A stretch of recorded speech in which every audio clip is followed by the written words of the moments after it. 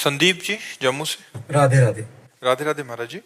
महाराज जी, जब हम दुखी होते हैं या हमारा खराब समय चल रहा होता है, जब हमारा आर्थिक या शारीरिक नुकसान होता है, तब हम अपने विश्वास को कैसे प्रभु पे बनाए रखें और मन में आपने किसी के साथ गलत आचरण किया और हमारे यहाँ का कानून आपको बंदी बना के दंड दे रहा है, तो उसमें भगवान का क्या दोष है? हमने कर्म किया, उसका भोग भोग रहे हैं।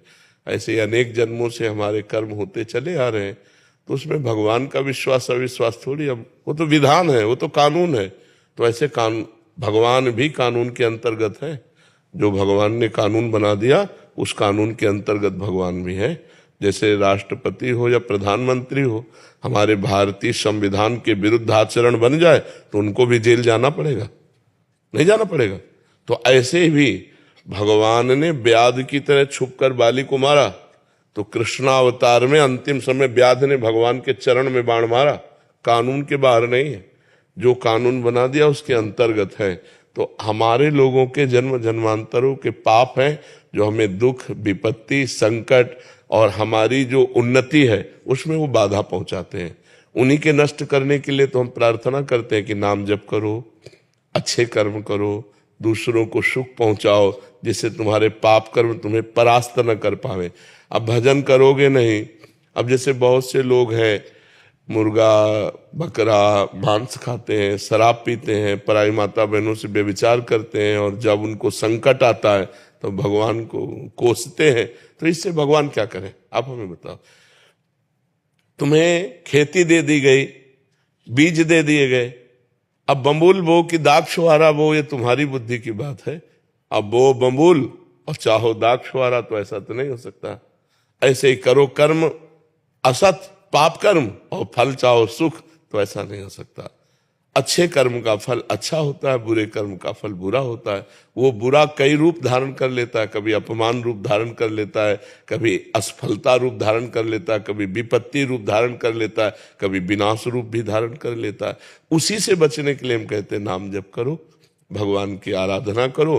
तो जैसे मुकदमे में हम हार गए और हमको फांसी की सजा मिली, अब कोई उपाय नहीं कि आपको फांसी से बचाया जा सके, तो एक उपाय है, राष्ट्रपति से क्षमा याचना। तो ऐसे हमारे भगवान हैं, अगर हम भगवान से क्षमा याचना करें तो हमसे माना कि गलतियां हो गई, हमारा बिल्कुल पक्का अपराध है, हमें भोगना भी पड़ेगा, लेकिन भगवान चाहे तो क्षमा कर सकते हैं ना।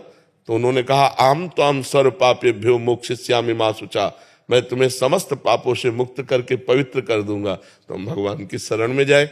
कुछ न कुछ हमसे पाप बनते रहते हैं, तो वो पाप हमें सता न पावे, हमें दुख न दे पावे, आगे हमसे पाप ना बन पावे, ऐसी हमारी बुद्धि शुद्ध रहे। इसलिए हमें भगवान की शरण में जाना चाहिए, भगवान का नाम जप करना चाहिए और दूसरों का परोपकार करना चाहिए।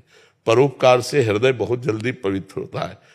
अगर हम पशु पक्षी का भी परोपकार करने लगे तो हमारा हृदय बहुत जल्दी पवित्र हो जाएगा, निष्पाप हो जाएगा। समझ पा रहे हैं आप?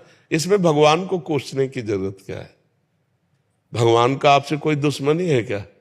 बस ऐसे एक ना बीच में थोड़ा सा वो नहीं, तो आप अपने को कोसिए, भगवान को क्यों कोसते? आप अपने को कोसेंगे तो अच्छे बन जाएंगे कि यार मेरे से ही कोई गलती हो गई है, अभी नहीं सही तो पूर्व जन्म में कोई न कोई पाप बना है जिसका दंड मुझे भोगना पड़ रहा है, चलो भोग लेते हैं, आगे तो गलती नहीं करेंगे।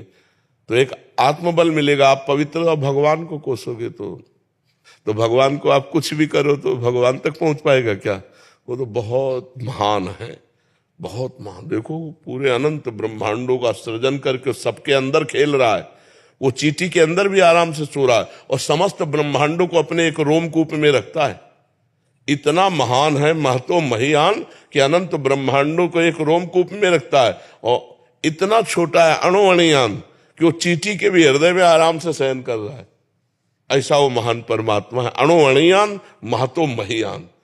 यो माम पश्यति सर्वत्र सर्वम च मयि पश्यति तस्याहम न प्रणश्यामि सच में न प्रणश्यति।